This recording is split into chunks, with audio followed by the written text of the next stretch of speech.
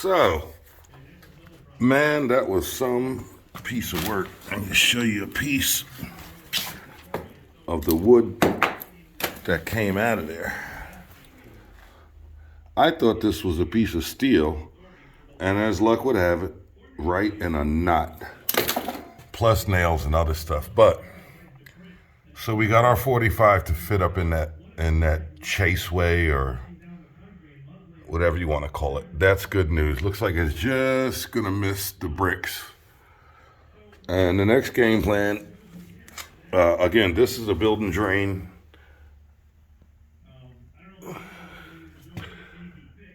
That goes outside. It looks like it's PVC for a long ways. I'm quite sure it turns into cast iron under the ground.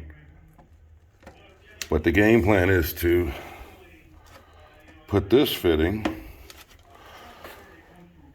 and then we're gonna run this fitting this way. So you can see, if I back up,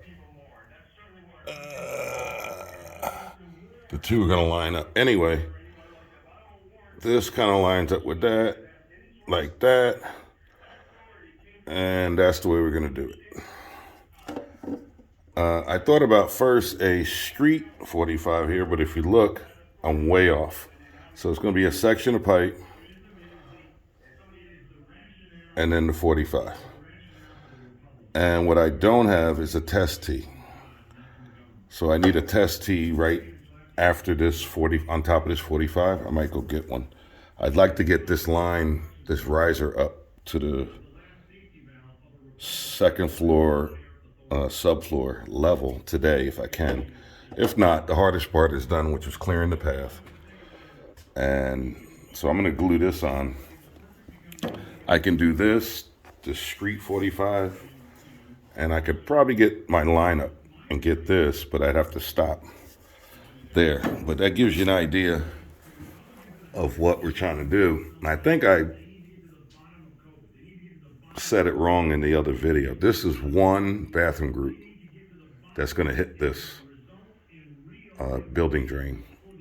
The manifold over there is handling 4 bathroom groups, which may turn into 3. So if you watch the previous videos, that manifold was set up for 5 bathroom groups, plus kitchen, plus laundry trays, and the whole job site layout, floor plan got redone. So, as I said in the other video, that manifold is overkill now. But at the same time, it's already there, it's been tested, it doesn't leak, so it doesn't make sense to cut it out. It's going to be altered, and we started altering it already, and you'll see further modifications. So pulling one bathroom group off of that manifold is going to come to this, and to repeat myself again, this building drain and that building drain both meet up under grade outside of the dwelling. They were tested, a lot of water flown through them in the last 2 years, 3 years. This job is going into 3 years. We had a good start, and like we said, there were some issues with code, zoning, lots of stuff that happened that should not have happened, and it's really kind of stinks because it cost the owner way more than it should have. And a lot of it was, again, I don't know. I know, but I'm not going to say. That's not what these videos are for. They're basically for educational purposes and to train and help the younger plumbers out there. And again, I'm not knocking the younger plumbers.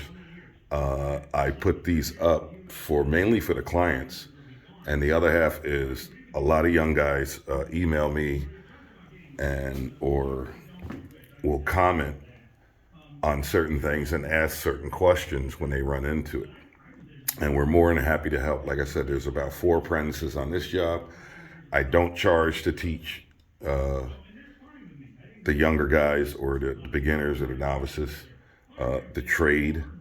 There are plenty of companies out there taking advantage of that. Besides the fact that to be a licensed master, the path you have to go, you can't avoid going to school. You can't avoid going to the board. You can't avoid anything as far as going for your master's license. So I kind of find it helpful and wanted to help out the younger guys uh, and gals, men and women, who like the trade and are interested in it. And I was just talking to another person who's doing this as long as me. I'm not going to mention on this video how long, but you could probably tell by some of the things I do and see that I didn't start doing this yesterday. But I believe it's a help, and I like to give back to the profession. It's done a lot for me and those that came before me. I won't say how far back, but uh, licensed masters didn't exist when we started in this. Put it that way. So by the time the second generation of us came along, then the licensing started. So that gives you an idea of how long I basically grew up in this. So anyway, I can back up and show you a good picture. This is going to be there. This is a Bilco door, and it looks like we're going to miss the door. That's good. Plus, the clean out is sticking this state. There's no restrictions. I believe the code for 4-inch is, you can go look it up. It might be 18 inches of clearance, so you can snake the drain.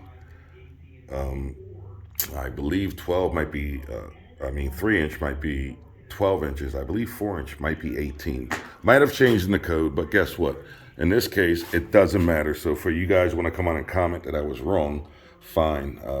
I'm known to say things and not be 100% on. That's why I always say, go read the book. Go read your code book. Because what's going on now in the licensed masters world is they are slowly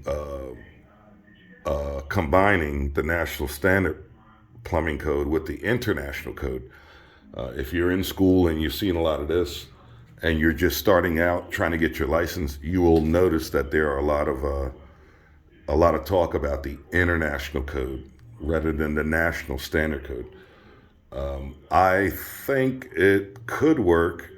You're going to have some places where clarifications have to be made because doing plumbing here in the States is not the same as doing it in the UK or in Asia or any of those other places. You have different climates. Even here in the States for the national code, I can only think of off the top of my head without looking, maybe 4 states, maybe 4 that honor a licensed master that can hop from state to state. Most of them you have to take their state board exam. And I do believe the reason that I found that is because I've done multiple states is you have different conditions. The weather here is not the same as it is in Florida. So the weather here is not the same as it is in Puerto Rico or, like that. And that's the reason for the code. There are reasons there. I just hope and that they keep getting experienced guys for the boards because it helps us in the field when they write the code. And we have had code where we'd go back and ask questions and they would have to change it. That's because of the guys in the field have the experience and they're experiencing the difficulties or ease when there's something in the code that has to be followed. And we would share that back with the state boards. One of them was, just to give you an idea, was island sinks. An island sink in a kitchen, if you know the National Standard Code, venting an island sink turned out to be it was easier to send a rocket to the moon. And just recently, I believe last year or the year before last, they changed the code because it was just so difficult to get that developed length of pipe into the island and get it vented. It was a mess. So they did change it. They simplified it a little better. So that's just one example of how we find things in the field. We go back to the board and say, hey, what the heck? This is not working. No one can, reasonably or do what you're asking. So that's just a little tip there. And again, double repeating, I don't know everything. I think I've ran into 99% of almost everything, because anything that touches water, we've worked on. That includes fuel, gas, propane, waste, waste oil, all that stuff that was peeled off out of the profession over the last probably 30 years. I've actually done it, or drawn up plans for it, or drawn blueprints for it, or did engineering drawings for it. So yeah, I go down that road too.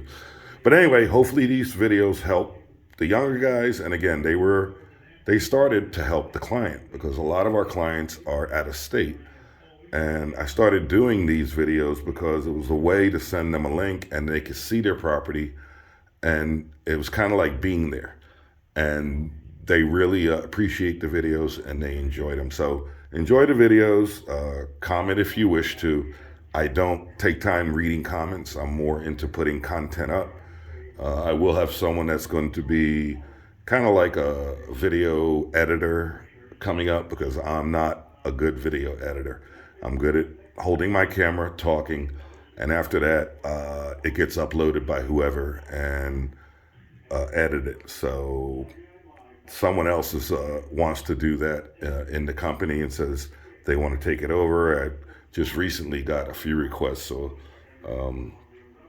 that decision is being made for that person to do what they want to do, because they know that better, and it's not my wheelhouse. Okay, see you on the next one.